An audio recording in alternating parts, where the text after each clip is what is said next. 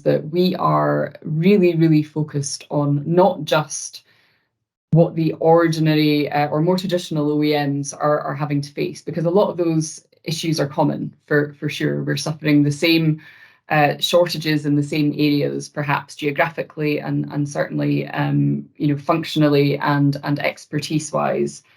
But at the same time, we're putting a huge stress on our organization, just because we set up our organization over 5 years to deliver a vehicle, which was the INEOS Grenadier, and it was very much a project, and we set our organization up to deliver that project.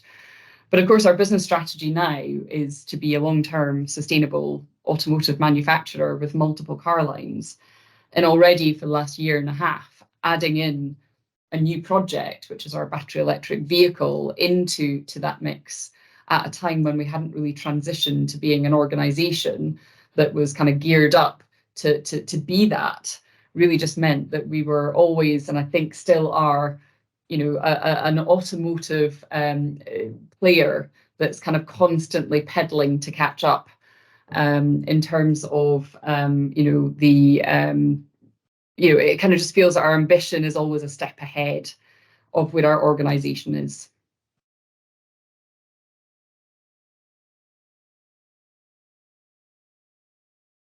In commercial, how we've chosen to sell our vehicle, we're already in 40 countries, a pure omni-channel and very digitalized approach in most of our markets means that we're trying to attract people in from the industry in general who may never really have had that very direct to consumer experience.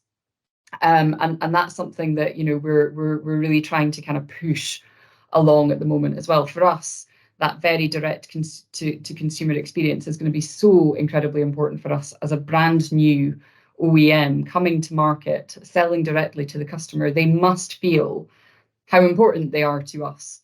And yet we're recruiting from a great many traditional OEMs where, that's just not really been part of the fabric of those organizations. Selling to distributors and dealers is very different to selling to the person who's actually driving your vehicle. And I think that's something that we've really been kind of struggling with a lot.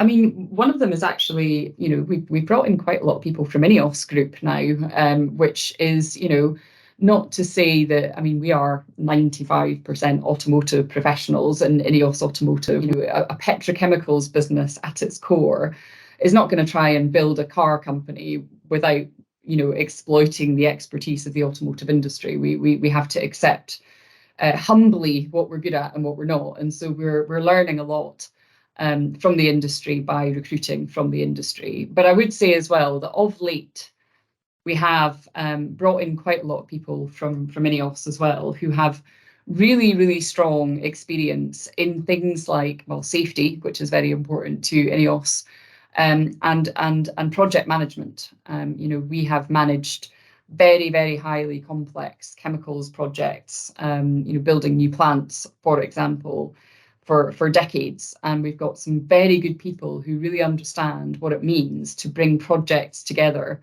in a cohesive way and hit the milestones, hit the targets, hit the schedules on budget. So I think, whilst we're not bringing in EE engineers, we can certainly bring in lots of people with a very high performance INEOS mindset to try and cross-fertilize a little bit and get the culture of INEOS Automotive up and running. I think other than that, we're quite early in our journey with respect to skills gap and the shortages that we are suffering and experiencing in our business, because we've really just been, trying to build something from nothing.